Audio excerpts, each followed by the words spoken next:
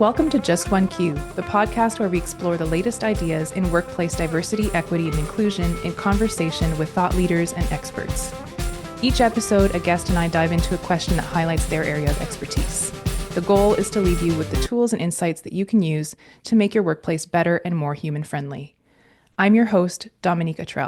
I'm a DEI educator and advocate working for Dialectic, an inclusive workplace learning consultancy in lovely Guelph, Ontario, which is situated on the treaty lands and territories of the Mississaugas of the Credit First Nation and the traditional lands of the Chinoochtan and the Haudenosaunee peoples.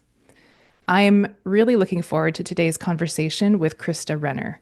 For nearly 20 years, Crista has worked with organizations to build stronger and more resilient teams, helping them to develop conflict-competent workforces that can improve collaboration, increase trust and transparency, foster inclusivity, reduce unhealthy tension, problem solve more effectively, and enhance employee well-being. That's quite a list. Crista is fascinated by the transformative role of conflict in driving innovation and deeply understands that tension can either be a catalyst for breakthroughs or a barrier to success. Her in-depth knowledge of emerging trends and best practices allows her to design and implement innovative solutions that position organizations for long-term success. Her expertise extends from her experience in the C-suite as the co-founder of Juice Inc. to her work with startups at Velocity and the Problem Lab at the University of Waterloo, and with some of Canada's most progressive leaders at Ivey Business School's Innovation North. Crista holds a master's in Peace and Conflict Studies from Conrad Grebel College at the University of Waterloo, a BA in Justice Studies, and a diploma in Corporate Communications. She's also a qualified mediator with an intercultural designation and a restorative and workplace fairness practitioner. Welcome to the show, Crista. Take a breath. I know, right? It's all you. Big words in there. Yeah, thank you. Thank you so much, Dominique. Well, it's my pleasure to have you here. And I'm very excited because the key question we're going to explore today is how can we lead healthier conflicts at work? And I'm very glad that we're talking about this, and in particular right now, because of the current socio-political climate. Seems that deep divisions are spilling over into our conversations in pretty much every sphere of life, including the workplace. And not just that, but I also feel like maybe it's just me, but I have this feeling that people aren't as skilled at conflict as they used to be. We all know what the comment section of just about any social media post looks like. So the first thing I want to do is maybe reframe conflict just a little bit. So, even in your bio, I mentioned that you view conflict as potentially a very positive thing, going so far as to say that it can enhance well-being. So I want to get your perspective on what healthy conflict is and what the benefits of it could be in the workplace. Well, thank you very much for having me. And it's not that I get excited when I see conflict, because that's not the case. It's that conflict is all around us regardless. And if it's not on the table, it's below the surface, and I'll call that latent conflict. And so, not to get into the weeds too much, but from a socio-political environment, there has been a lot of latent frustration below the surface, and now it's above the surface. And so if you are dealing with conflict when it's below the surface, it can be passive aggression. It can be what I call boxing the shadows, that something's not right here. I don't know what it is. And I mean, one of the terms that's being used on TikTok right now is artificial harmony. In context of conflict between parent and child, that yes, everything's okay, everything's great, but that artificial harmony pushes whatever isn't great down below the surface. And so the conflict exists. The question is, are we going to make it a healthy conflict and navigate it in a healthy way? Or are we going to do it in the way we learn from our families of origin mostly, where most people haven't been taught the skills of conflict competency and how to navigate conflict healthily? And it's not just the active listening and the curiosity and the questions and the emotional intelligence that all come together. It's really looking at from a deep personal perspective, how do you respond to conflict in your body, for example? Do you feel it here? Do you feel it in your breathing? Do you feel it in a migraine? And this is where being aware of your own personal contribution to conflict in your life and how you responded to it as a child can affect how you're responding to it in the workplace. So now I want to come back to your question and get you to ask me the question again, because I feel like I went off track a little bit there. Absolutely not. It's really the idea of what's the benefit, the potential benefit of healthy conflict. So I think you've kind of painted a picture where there's latent conflict or hidden or sort of under the surface conflict. And if we do ignore it, there are pitfalls there. But we can address it healthfully if we know how to healthily. What are the benefits of that healthy conflict in a workplace, potentially? Yeah. Let me turn your question around a little bit. Sure. And go back to this concept of artificial harmony. What happens if there's a lack of conflict in the workplace? What's happening if everything appears to be going well? And that would be stifled innovation, because innovation relies on diverse points of view. It relies on understanding where different people are coming from. An example of this that I was made aware of like years ago when Apple came out with their health app, they didn't have any menstrual tracking on that app. And it was discovered that there were no women on the team creating this health app. Right?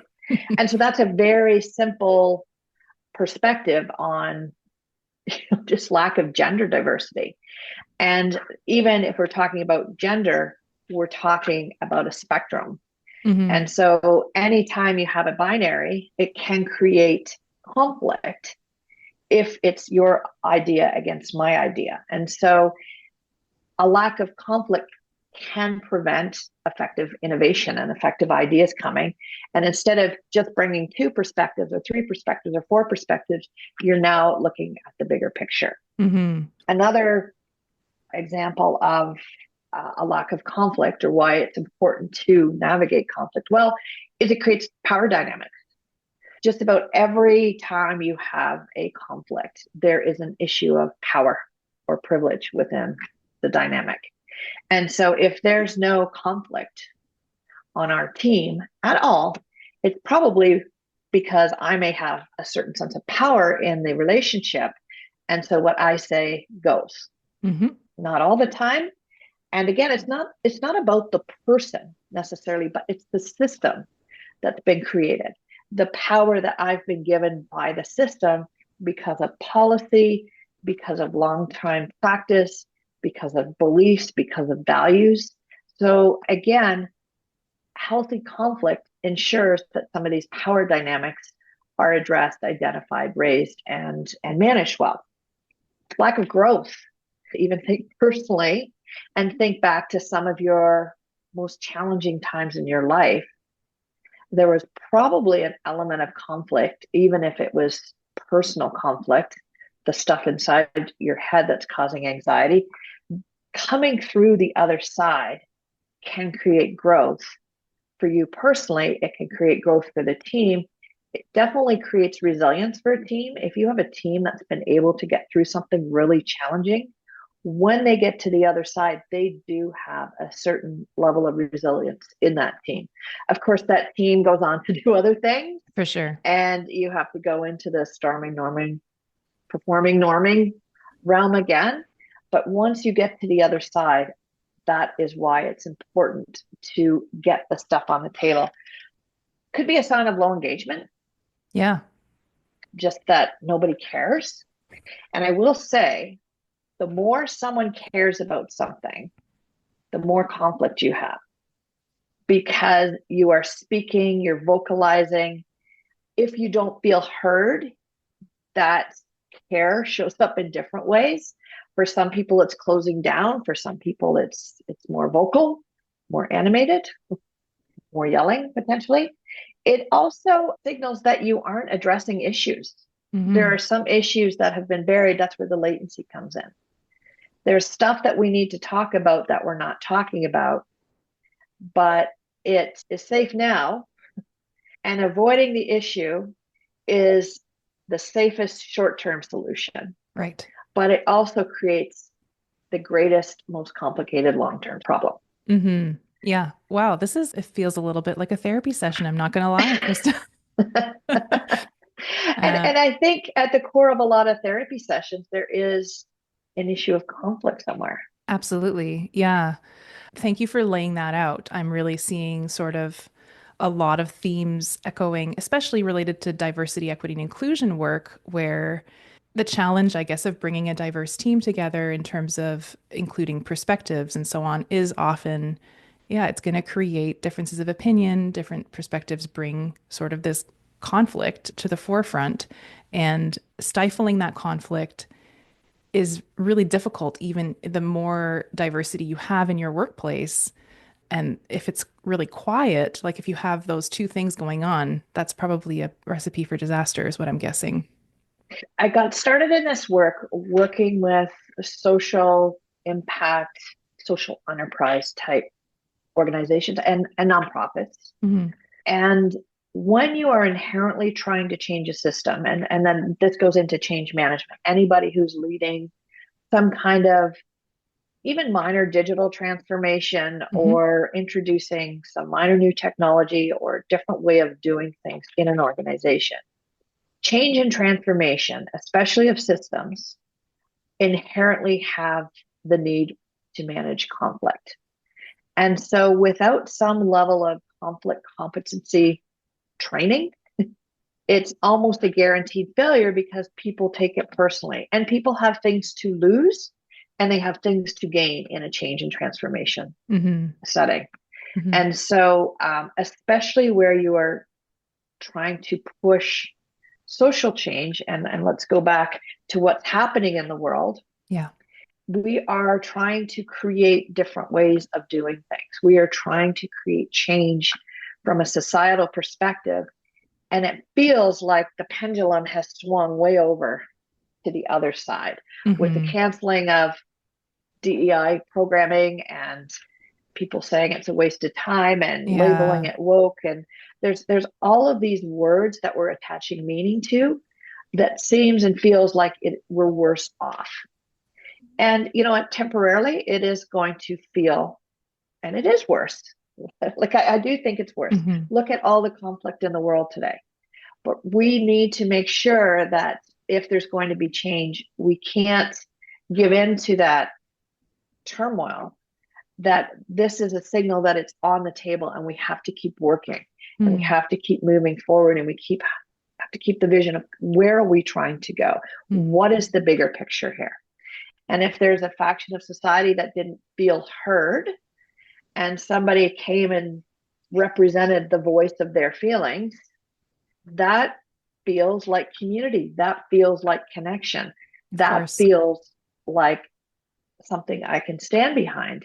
And so there's all of these feelings, there's all of these absences of feelings that have been existing.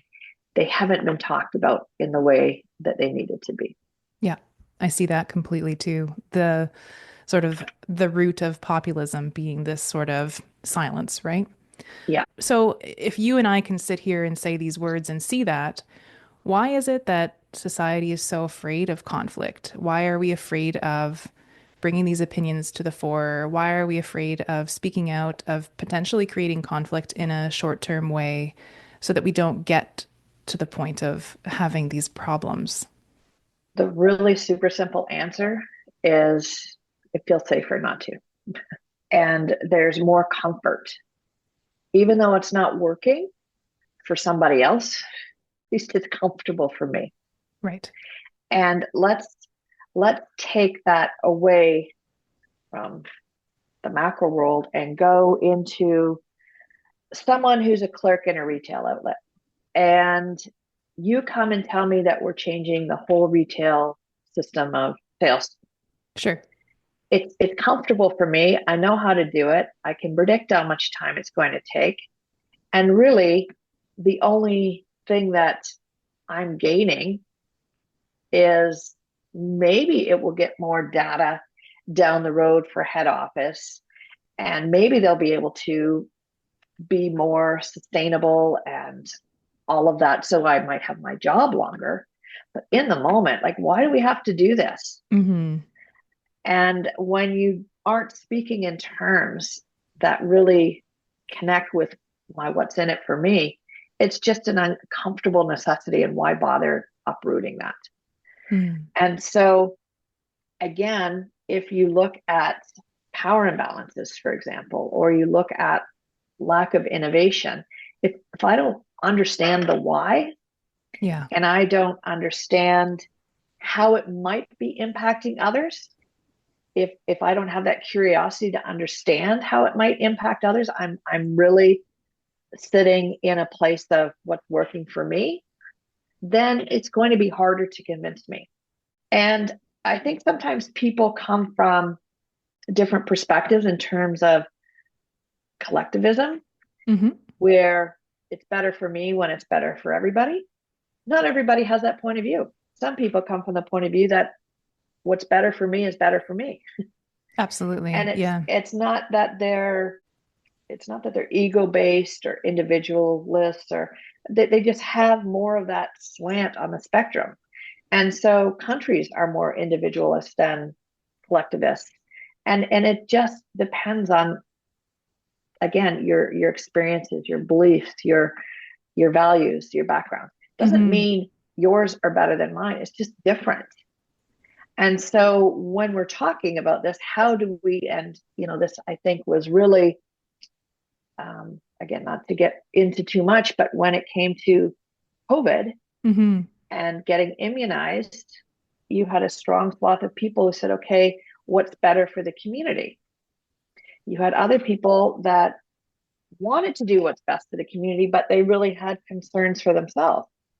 And so, how do I make sure that I can go visit my parents who aren't well, but not have to get that? Like, there's all of these Yeah. tensions built in. Yeah. And so, when we create a binary and say, you believe this way and I believe this way, without adding the nuances, it creates friction and it creates for and against. Mm-hmm. And you can't have the dialogue that weaves in there to say, okay, I get why you're not doing that now. And I understand that. And this experience might have been really informative had I known about that. Yeah. So Yeah. it releases the judgment, it releases the shame, and it allows the flow of conversation. Yeah. Breaking that And polarity and kind of having really at the end of the day, it's like empathy for somebody else's perspective and an ability to kind yeah, of understand that it's legitimate and that they have reasons to believe the things that they believe or that they feel the way they feel, and introducing kind of a richer conversation and alternative solutions, etc. It all sounds great. yeah. I guess the trick is in the workplace, how do we get there? And I want to, what I'd love to do is shift our conversation a little bit into introducing the listeners to the Thomas Kilmann Instrument, or TKI. So, if you haven't heard of it before, the TKI is an assessment that identifies an individual's typical response to conflict situations. Usually, your typical response is one or more of these 5 conflict handling modes or styles. And so, those modes are competing, accommodating, avoiding, collaborating, and compromising. And the modes reflect sort of these varying levels of assertiveness and cooperation. So, by learning the conflict handling modes and identifying which ones you tend to use or overuse or underuse, you can have a little bit more awareness of how you're stepping into any given conflict situation. So, if you've never heard of this before, KilmannDiagnostics.com or TKI at Myers-Briggs Company would be where I would send you to look for more information about that. But I want to turn this over to you, Crista, and say, just how can the TKI as a tool help us approach conflict with a bit more intention? First of all, I want to identify that your approach to conflict is not the best way or the worst way. It means understanding the different ways you can take it depending on the situation. Mm-hmm. And so when we're in conflict, we literally are not our best selves, right? And so there's already a physiological process happening, and we will default to essentially what we've been conditioned to default to based on our experiences. And there is a root in a trauma-informed approach to conflict. So if your a default is avoiding, your trauma response is probably a flight response or a freeze response. And so the first thing I want people to understand is there is a physiological response to conflict. If you were ideal in your physiological response, you're highly emotionally intelligent, the timing is perfect for having the conversation, you are in a system that allows that, even in all of the ideal conditions, it's hard to resist your default. And so looking at all of the different approaches, often people, for example, think collaboration is the best approach. Of course. And of course, collaboration is a great approach, but it requires time. And if there's a high pressure situation, it requires maybe somebody who says, okay, we're making this decision. And it might require a stronger response to whatever's happening in the room. So yes, collaboration has ideal conditions. It requires active listening, asking open-ended questions, summarizing key points. Like, it is the curiosity-driven approach to conflict. And again, you don't always have that luxury in the workplace, but you absolutely need that collaboration. And if you are able to create a system that allows for collaboration, it may be a useful tool in preventing you from getting to that high tension, high stakes moment where you have to say, okay, here we go. And when you have someone coming in and making the decision, is it the same person coming into the decision all the time? And then there's a concern of power in that. And what is the system doing that forces you to have to make those kinds of decisions all the time? So even within that kind of example, it would be assessing the systems. And I guess I want to step back and say systems, processes, and tools are usually at the heart of a lot of workplace conflict, because how we used to do things may not be where we need to go to remain sustainable, or how we used to do things may not be working anymore because of the system we used for customer relationship management. We've outgrown it. And so how we did things to get to where we are today aren't necessarily the things we need to do to get to where we need to go tomorrow. And so I'm compensating for a tool that's not working anymore. And the communication isn't as explicit as it needs to be between you and I. And I'm blaming you because you didn't get back to me when in fact the tool didn't prompt something. And so I want people to step back, and if they find themselves in conflict right now, it's easy for me to go to the person and say, it's your fault. But look at what you are actually doing that's causing the conflict. Is there a process, tool, or system in place that's causing that? So if you were somebody who are in a system of strong collaboration and you feel you never get to decision making, that could cause conflict. That's so interesting to think of, collaboration itself could potentially cause conflict if you're using it inappropriately, right? So I think, to me, the interesting thing about the TKI is that it allows me to sort of bring a little bit more conscious or analytical approach to a conflict situation. So like you said, just taking that step back. I like this angle of like looking at, is there a system or some sort of tool that's the cause rather than a person? But then also, what are the characteristics of the actual conflict? So like, are people super stressed? Is there a lot of time or is there very little time? Are the relationships really important in this conflict or not? Like, do I have to focus on preserving them, or is it just a one-off thing? Is it a sort of a unidimensional or a multidimensional conflict? So to me, the power is just like calming down by stepping back and sort of doing that little bit of an assessment. And then you can make a slightly more informed decision about how to tackle it. So with those things in mind, like, what are the things that we would actually need, like the circumstances that would be ideal for collaboration to actually work? Like, I'm going to put that to you because when I Yeah. think of collaboration, I think of people with a really tough problem, sitting in a room together with a box of donuts and trying to sort of creatively get everybody's needs met. How can that possibly go well? What do we need for that to work?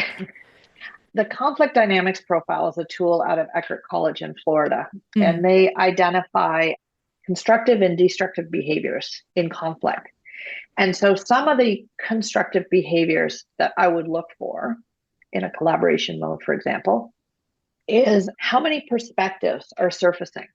mm, Because if we're collaborating and there's you and I in the meeting and five others, and it's mostly you and I offering our perspectives, and a couple people agreeing with you, a couple people agreeing with me, we're really just building silos and we're really just trying to build up what the other says. hmm Like we're you know, if somebody's contributing to me and saying, yeah, I agree with Crista, yeah, I agree with Dominique.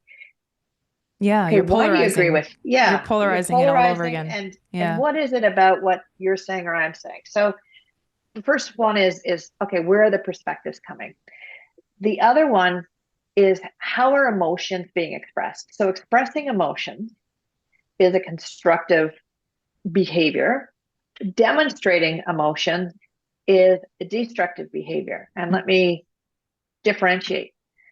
Expressing emotion would say, I think if we go that path, it might make me feel disrespected because it undervalues the 6 months of work I've just done on this project with my team.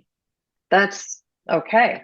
If I'm frustrated and I start to put my feet in and I start to yell and I'm speaking louder over you, that is not expressing an emotion anymore. You don't really know where I'm coming from. It's putting you into a difficult place.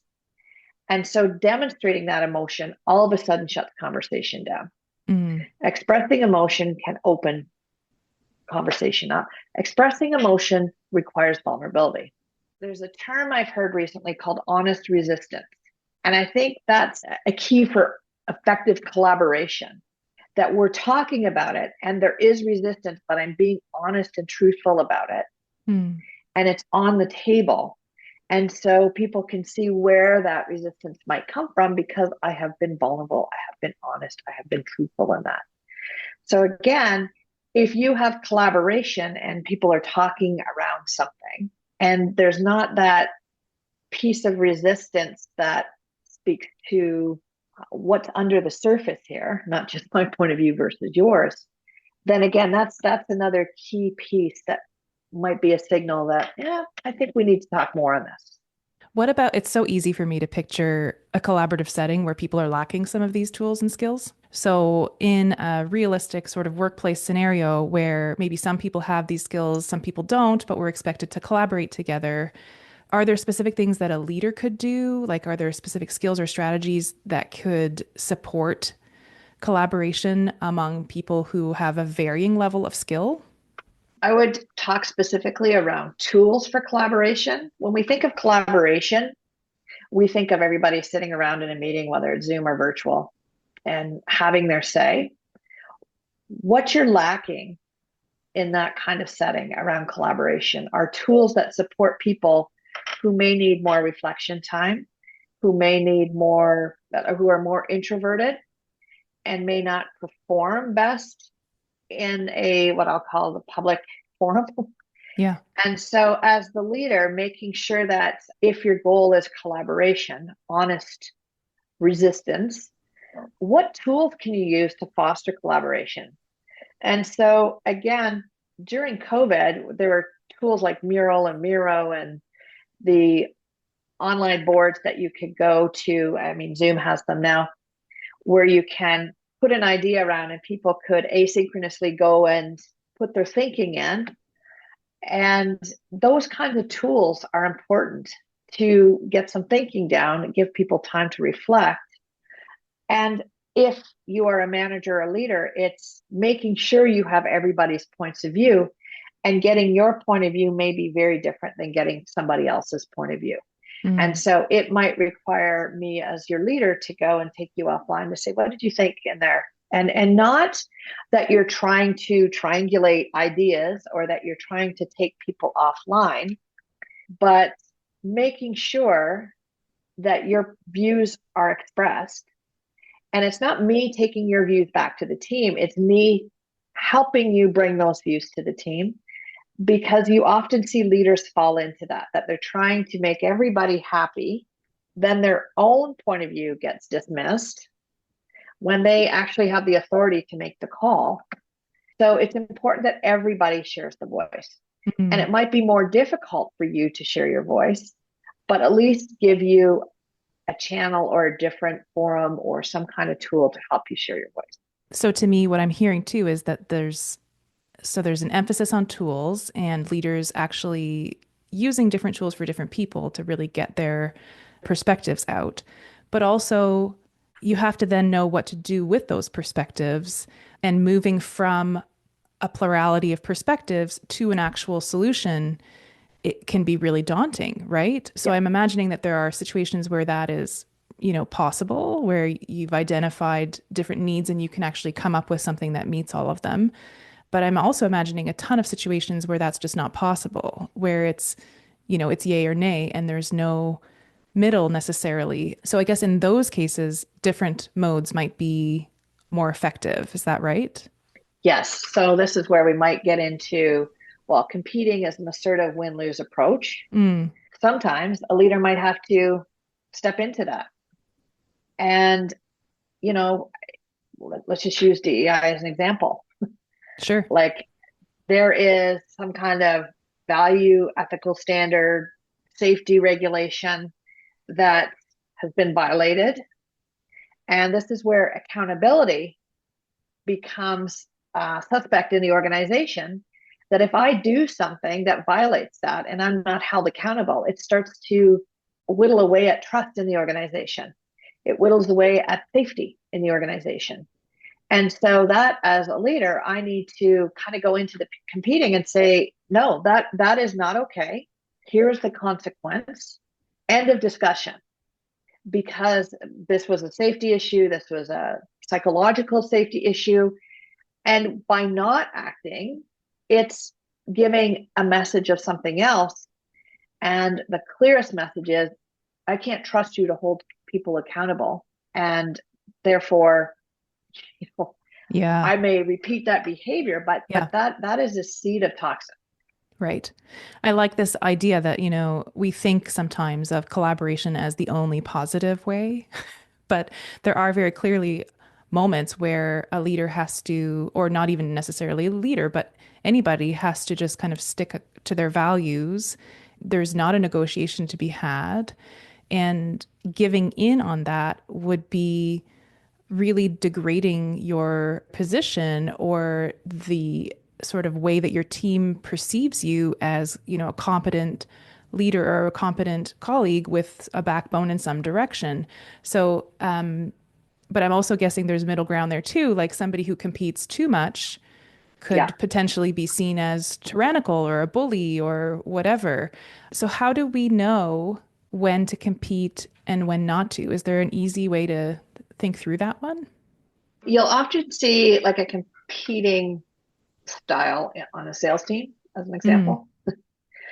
And winning at all costs is one of the destructive behaviors, according to the research by Eckert. And winning at all costs, I guess that's something to look at. Like, even the most neutral things, if somebody's coming at it in a competing mode, that their point of view has to be right, or they're failing to ask questions to gain perspective, or they're failing to offer different solutions, that's when, okay, maybe we should come at this from a different perspective. And so, in the same way collaboration overdone can become a weakness, it's no different than winning at all costs or competing at all costs overdone can become a weakness. But we yeah. can't take away from the strength in it because it's needed. Mm-hmm. And so even in the example of you violating something and me shutting it down, it doesn't mean that I disrespect, devalue, or shame you in any way in doing that. It's more about getting curious and saying, Dominique, what's happening? What's going on? And it's able to draw out from you what's happening. Often when you see competing, it's because there's like in a continual way, Mm. it comes from a place of caring a lot. So it's a signal that, okay, this person really cares a lot. So as your leader, I'm not going to judge the behavior, but I'm going to get curious about it. So you care a lot about it, or something inside you're not feeling heard. And why are you so strong about this? What am I missing about where you aren't being heard? If this is a continual kind of approach to things, then that's some development work that as your manager, we need to look at some personal development. We need to look at, how you can step into and step out of the different elements of the TKI, Yeah. depending on the situation. Yeah. And so that might be training. And sometimes self-awareness is all it takes. Mm. And I'm guessing it's harder as a leader too, because you don't necessarily have like a manager is not going to pull you aside and point this out. So there is Right. a little bit of, I mean, hopefully you have some accountability on your team. And if you're repeatedly competing, it's, at least you don't have a room full of yes people, and hopefully somebody can Yeah. point that out for you. Yeah. But I could see that it could be a challenge for a leader if they hold that competing position over and over, and being wrong or having to end up changing could also Yeah. be like it just puts you in this worse off position than if you'd done it gently in the first go. Let me bring it Mm, away from the person for a minute and back to the system. yes. Because if you consider about 80% of people are avoiders for conflict and 20% are, let's get it on the table and deal with it, you often have people who deal with conflict directly who feel outside of the system. But those are the people, especially if they have a competing style as their default, are often accused of being bullies. Hmm. And it's not that they're bullies, it's that it's a system's been created where you say what you think, you're strong with it, you show up, you have a big energy, and you're very direct, which is a great quality. Maybe you don't inquire as much as you should, but I have a different style that's more avoidant. And so we've created this system, maybe between you and I, if you have an avoidant leader, which I run into a lot, and they let you away with it, this is where it starts to cut into accountability. Mm. And this is where you create a system. Well, Dominique always does this. She always has to have her own way. And it's not because you are like a terrible person. It's because the system has not held you accountable and you didn't know that you came across that way. Or you're pushing against somebody who's not pushing back, or there's Exactly. not this balance in the perspective, so you don't end up actually with the satisfaction of closing off whatever conflict or disagreement you're having. I could see that being possible And too. now it's power control, Yeah.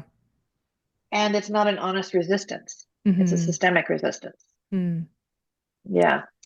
So again, everything is needed at some point. And like even looking at, we've talked about collaboration, we've talked about competing, compromising. Again, another piece in there is compromising artificial harmony, Mm. is compromising, like, is there honest resistance in there? Because if we have a culture of compromise just to keep the peace because we're avoidant, you're going to get mediocrity. Absolutely. You cannot create growth and future-based sustainability if we are compromising for the sake of the peace. If we are compromising with intention, okay, I don't agree with you here, you don't agree with me here. Let's try and come, and so we can move on. Compromise with intent is different than compromise from avoidance. Mm. Yeah. I remember reading too that there's, a very real risk that if you use compromise, if you overuse compromise, and people will start to count on you doing that. So Yeah, finding the middle will look a lot less like the middle because people are expecting that that will be your position, and then your position gets further eroded. So there's that's just right. this. It can be abused. It can also be Yeah. perceived as weakness too. Like if you're in, like going back to the competing, if you're in a values type of situation and you're willing to compromise on that, that would be inappropriate in a lot of ways, right? I often think of what's the quote that says, if you don't stand for something, you'll fall for anything. Mm-hmm.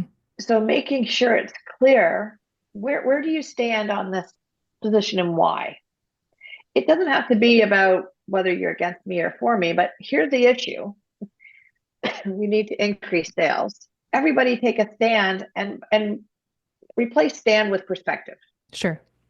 And it's if you don't know yourself where you stand on something, or where your perspective comes from, or why you are coming from a certain area, it's easy to be convinced of other things, and then you start to lose yourself in there. Mm. There's another great quote in The Five Dysfunctions of a Team, and it says, when people choose their words and actions based on how they want others to react, not on what they really think, that's politics.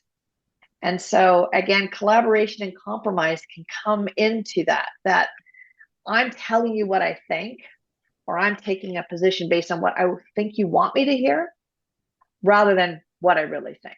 Yeah. And that's where expressing emotions becomes important. That's where you as a leader need to be clear that Dominique and Crista are telling me what they really think, not what they think I want to hear. Right. And I think there's so much relational benefit, I guess, to also expressing very clearly what your position or your perspective is, and then coming to a compromise because everybody at the table knows that you've done it. Whereas if you're just sort of doing it in that avoidant way where you're not really articulating what your actual position is, people don't know that you've given them this gift. And this is where latent conflict or boxing the shadows comes from. Mm, That I say, yeah, I'm all on board, but really I'm not. Conflict comes out, whether it's through yelling or like even through avoidance, it comes out through tone, it comes out through body language, it comes out through retaliation. In some things, I don't intentionally keep you off an email list to get, but oops, I forgot to put your name. You can debate that was intentional or not, but it comes out. Where it comes out where it's the most dangerous is if I say something to you, but believe something else because I'm fearful of saying it, it comes out in the self-talk. It mm, comes out in being hard on yourself. I should have said that. And that comes out at 3 a.m. when you wake up and you're tossing and turning. That's self-criticism. yeah. If it's not coming out, it's going in. And that is a really unhealthy, dangerous way to manage conflict, because then that shows up in absenteeism. It shows up time off, stress leave. Like it will come out somehow and you will Mm. experience it somehow. And that's why it's better to be able to pull those things in and be really honest and say, this is how I really feel. So let's just pretend for a minute that, like I'm a person who has like a trauma response, the fight, flight, freeze or fawn or whatever can kick in. And whatever I do, I almost invariably think of something better later in the shower or when I'm laying awake at night. How do I get past that? Like, what are some baby steps that I can take to get better at conflict? Understanding your trauma response to conflict is really important. So fawning is pleasing. And so if you're a fawner and I'm a fighter, you will do whatever it takes to get the conflict calmed down. If I'm a flight and you're a freeze, and you're thinking about, oh, I could have said this or I could have said that 3 hours later in the shower, that's a good signal that you are a freezer. And so just saying intentionally, so what we call that as destructive behavior is avoiding or yielding. Mm. And it's doing it with intention. So saying in the conflict, it's there, I need some space, I will come back to it, then come back to it. Mm. Because sometimes it's a good idea, especially if I'm yelling at you, to say, whoa, we need space, we will come back, coming back in a more calm state is important. And I say it takes 13 minutes, by the way, to emotionally come back to a rational state. But I would say, okay, let's come back to this tomorrow. That would give you the space and time you need to think through things as they come to you. And to And now, have one really bad sleep about it. yes, but knowing you're coming back, Mm, that might create one more sleep, or just saying, I need 2 hours or I need 1 hour. sure. And maybe it's not coming back face to face. Maybe it's, okay, I need to write my thoughts down, do a rough draft first, and then a rational draft. But a baby step is creating the space that you need with intention to say, I need to remove myself. Mm, As a fawner, catching yourself in the moment to say or do whatever it takes to make it go away, that creates a power imbalance. hmm So again, that creates a solution immediately for what's going on in front of you, but you're going back and you're beating yourself up and creating shame and saying, why didn't I say no? Right. And so in a divorce situation, as an example, you have one partner saying, I'm taking this much, the Sure. house is worth 1 million, I'm taking 600,000. That's the way it is. Okay. The pleaser is like, okay, yeah, that's good. Just because right now it solves the issue and okay, we're through the mediation. But long term and systemically, that's going to cause hardship. You will go away and know that. hmm And as a mediator, I should be able to see what perspective each person is coming from. As a manager, is there someone who gives in more? Is there someone who is a fighter? Is there someone who just doesn't speak up, freezes, avoids? Is Mm, there someone who says, I'm out of here? There are certain behaviors. So the little steps, no matter what the behavior is recognizing, and the TKI can help with that. What is your normal response? Because it's right. probably informative of your trauma response. That's so interesting. I love that connection between that physical, more hardwired trauma response that's probably rooted in childhood stuff and how you were raised, and this kind of current workplace response. We don't often think of those as connected, but I like this idea very much. Is there a way to practice conflict, like to just get better at it over time? I mean, I feel like as a full grown adult, a full grown adult woman, like there's been a big shift in how I can handle conflict over time. And it's because I've had lots of practice and practice with safe people who can do conflict quite well. Is there a way to intentionally seek that out? Or what would you recommend for people if they want to actually practice these skills and articulating their position? I'm just going to bring something up. Well, I want to talk about boundaries Sure. because at the root of most workplace conflicts, there is a failure to express boundaries. Hmm. And so when people talk about boundaries, they mostly think about like personal space and saying yes and no. But if we talk about boundaries, you can talk about physical boundaries. And so physical boundaries can be an intercultural thing where some cultures are closer when they speak and some require space. If you feel uncomfortable with how close someone is speaking to you, it's okay to say, when I need more space when we talk, I have a cold or I'm afraid of catching it. Like, Yeah. just, I need more space. And that's okay. And when you say, I need more space, field I statements versus you're talking to me a little too close, it's just a way of you expressing a need. So most people think of physical boundaries. Sometimes they think about material boundaries.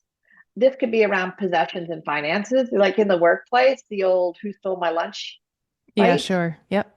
Less so with the virtual world, but there's material boundaries. Is there something that is creating a little niggle that you keep coming to my desk and stealing my stapler? And there's no intent, but just say, when you take my stapler, like, don't make it a fight, but just acknowledge for yourself first that it's bothering me. Hmm. Okay, why is it bothering me? Because there are some material, like it's mine. Okay, but I shouldn't be so petty. Like this is all the Right. stuff, right? Yeah. Yep. But at least acknowledge that. Finances can be come around material boundaries, which can often be a partnership, or you have budgets Absolutely. and Yeah. your department's getting more, they're spending money on something that I think is silly. And okay, so that falls into like try and figure out what is being crossed. Why does it matter to you so much? And so just feeling when you have those little things and do the self exploration. Yeah. The reason it's so important to understand where you come from a trauma perspective, because almost all of us learn conflict from home, from our family of origin. And we watched as mom and dad fought Or didn't. or didn't, how they used artificial harmony to just, come on, let's go. You're fine. How they didn't practice, like it was agree or disagree, no in between. And so that is something else you can do to start understanding, okay, Mm. where did this come from? And this gets more into somatic practices, but somatics looks at where are you feeling the conflict. So if I get like feet that get anxious and it feels like I want to run, that might be one thing. If I hate breathing, I'll start breathing and do 5 deep breaths. But tight breathing might be like a freeze response. Mm.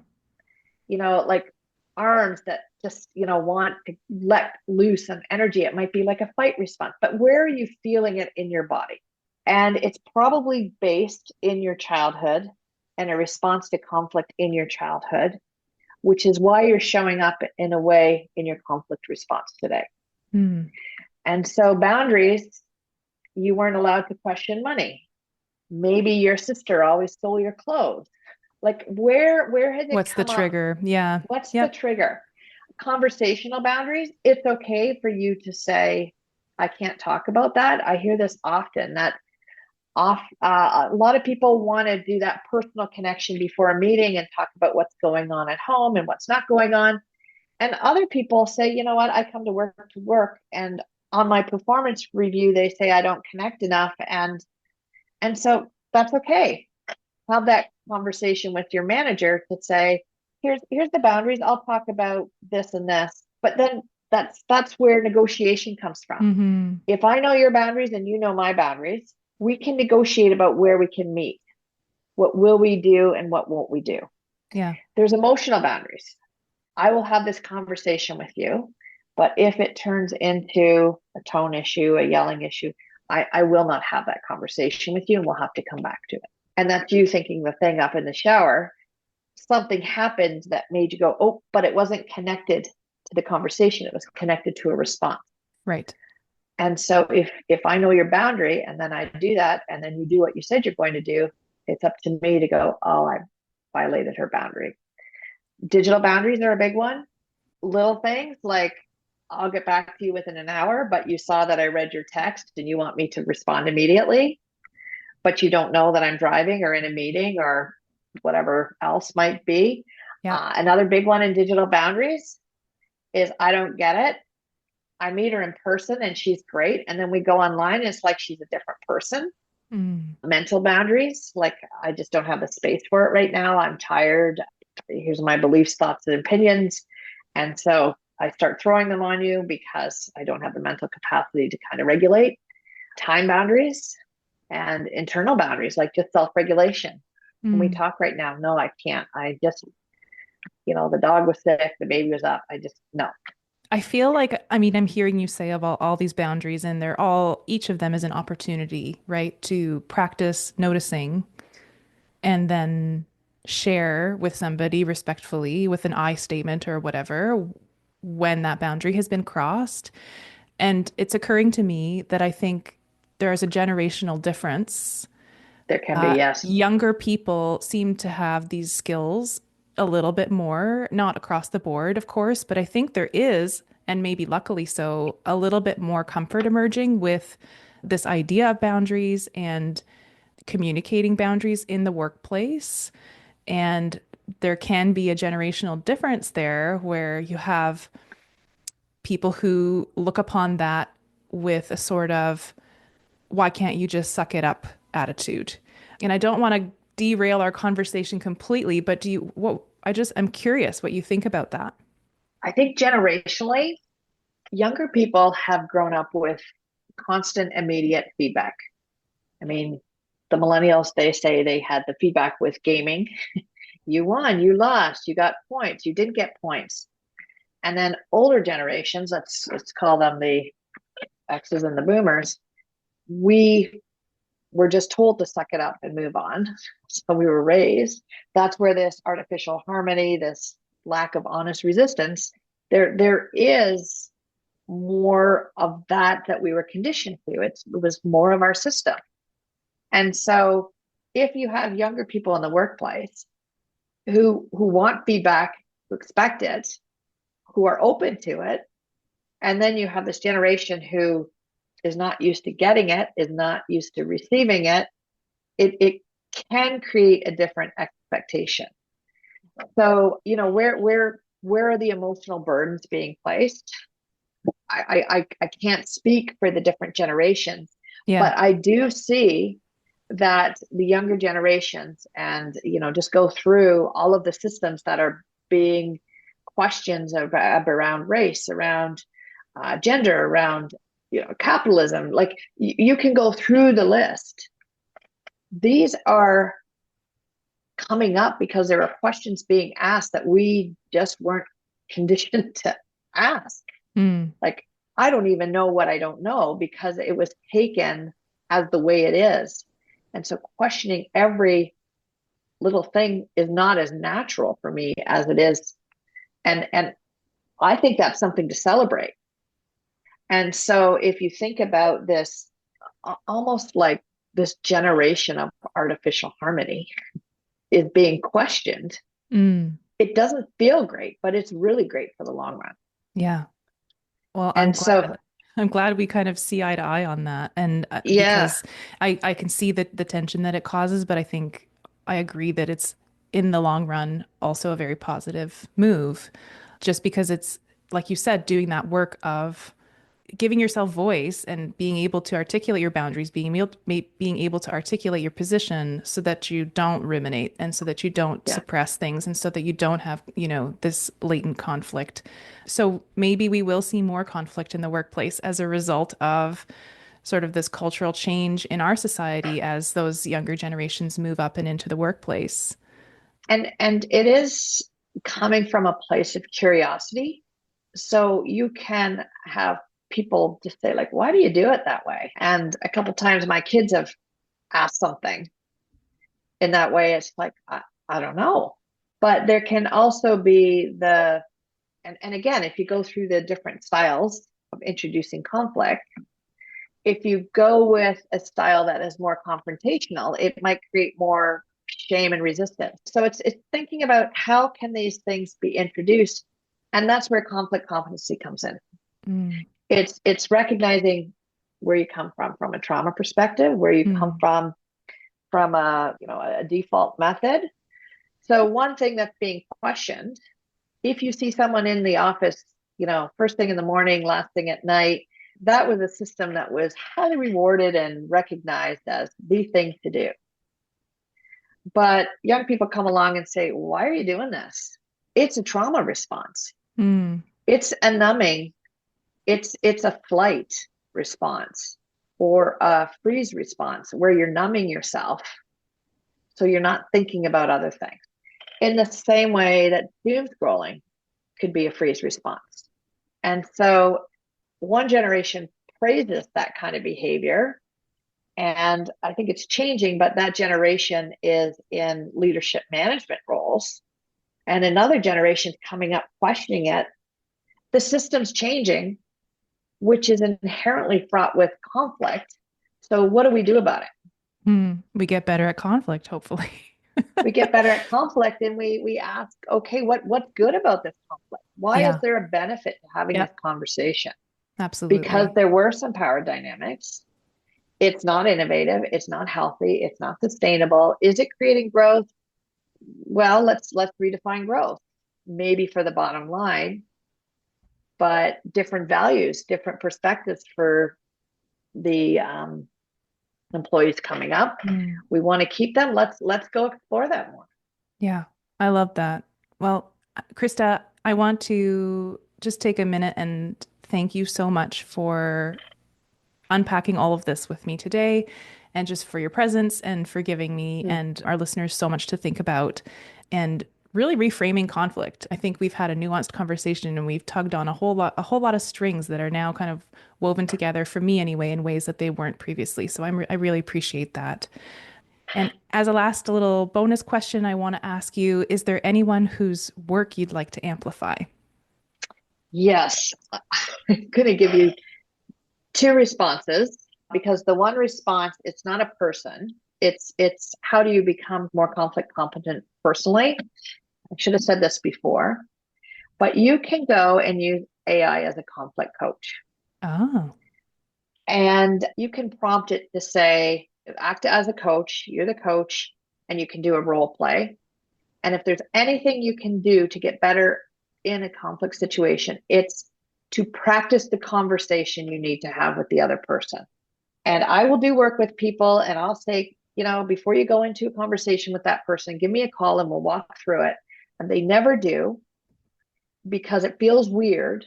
But when I give them a prompt to say, okay, you're a conflict coach, I am dealing with this situation. Here's how I feel about it. Here's how they feel about it. Let's walk through a practice conversation. Or here's how I would respond. How would you respond? I want to highlight the benefits of doing practice with an AI prompt. Okay, so yeah. I'm glad you said that. that's I've never even heard of that before, and I'm gonna just tuck that into my back pocket and see when I need to use that. so I have had feedback from people who say, yes, okay, that helped me a lot. Mm, And it pointed things out and use it from, you know, here's the conflict from a TKI perspective, highlight the things that are helpful and the things that are not in each area. mm, Using the method of nonviolent communication, how would I open up the conversation? Like use AI as your friend. So that's on the spectrum of completely dehumanized tool. yep. The person I'd like to highlight, a lot of I took my training on the West Coast from a very strong Indigenous lens. And I like to highlight Indigenous voices. And there's a woman named Elaine Alec. Her company is Nasquith, and she's in BC. And she does some programming around cultivating safe spaces. And so embedded in that is equity, diversity, inclusion. And she starts out her programming around a colonized view of the world and a decolonized view of the world. And she says very simply that a colonized view or a colonized system comes from a place of fear. And so if you're withholding because of fear, if you're avoiding because of fear, that's more of that colonized lens. Mm, But a decolonized lens is simply coming from a place of love and caring. mm, And I love how she positions because, like even us calling ourselves colonizers, some people feel badly about that. If you can even put this lens of love and growth and connection and caring, if that's what your goal is, then that's what we're working for.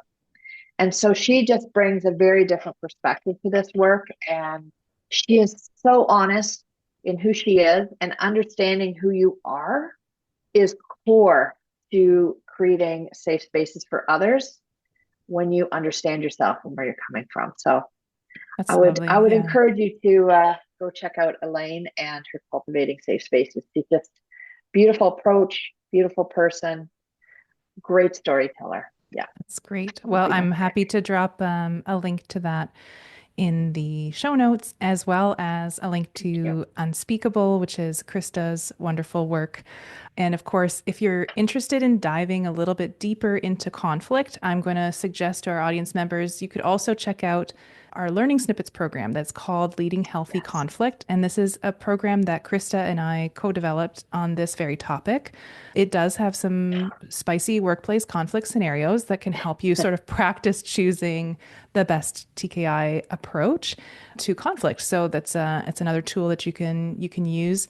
And I will certainly be checking out AI's capabilities too, because I'm very curious about using AI as a conflict coach now.